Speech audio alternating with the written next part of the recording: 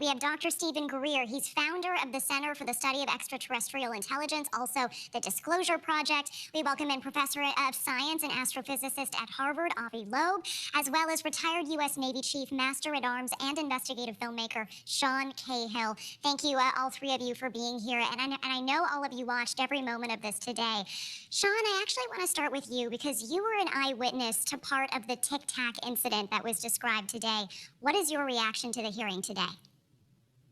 I was quite emotional watching the hearing today. It's been a very long battle to get this information out, to get it treated with respect and with dignity. A great deal of the information that was useful to most people is classified, and it required the pilots and other eyewitnesses to come forward.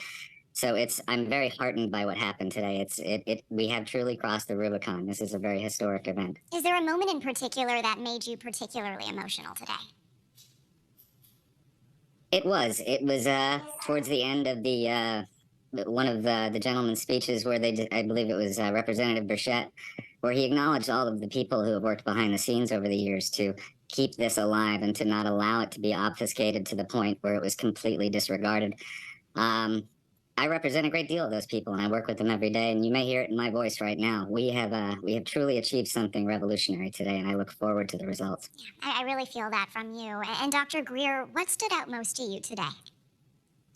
Well, I think it's gratifying. I've been briefing people like the CIA director for Bill Clinton since 1993 and been recommending hearings like this, open hearings. I will say there are a few points that need to be explored. One is Mr. Grush actually can speak about anything he found out about these projects because we can prove in a court of law that they've been run illegally. In other words, senior people in the White House, Pentagon, Congress, Senate Intelligence Committees that I've met with have been denied access. So therefore, the National Security Act is vitiated in terms of secrecy so long as those programs are being run illegally, and they are being run illegally. I can say that with some direct authority. And secondly, I think it's very important for people to understand there are two types of UAPs. There are the man-made ones, no question. My uncle was lifetime Northrop Grumman, worked on the lunar lander module. I think we have to understand that a significant part of the phenomenon is actually clandestine but illegally managed human reverse engineered advanced technologies, as they're called, ATs. And some are non-human intelligence, there's no question. So I think this needs to begin to be looked at more critically in terms of what part of the phenomenon falls under which category. I mean, it's fascinating, and what a can of worms. We could be talking about this for the rest of the show. I do want to get to Professor Loeb. What is your reaction to the hearing today?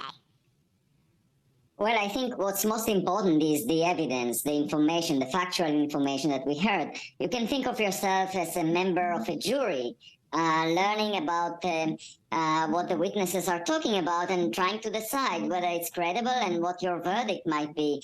To me, the existence of materials and potentially objects that were retrieved by the U.S. government is of greatest significance because if it's true, this information should be shared with scientists. The government is not a scientific organization. The government should not hide the existence of neighbors in our cosmic environment.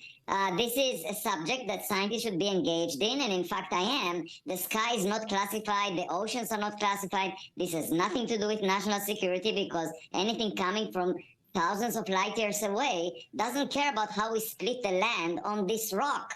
We need to know whether such a thing exists, and for us to figure it out, it should be a matter of science. So let's forget about people dealing with people, which was a lot of the discussion. What we need to worry about is what do we have as material evidence? Let's look at it and study it scientifically. And I very much hope the government will release that information and provide it to scientists like myself. I lead the Galileo project, which is aiming to bring clarity to this subject. Sean, I want to go back to you with the time we have left. What is the most important thing that you think was left out from today's hearing, and where we should go next? Well, I agree with Dr. Greer and Dr. Loeb on the importance of the scientific efficacy and providing evidence. As a law enforcement officer for 20 years, We need to see this as a law enforcement operation. Mr. Grush is the reporting officer. The evidence is very important, but the people's stories and the people's observations of these events are equally as important. So marrying the technical data with the observational and anecdotal data will be the most important part of this going forward, I think.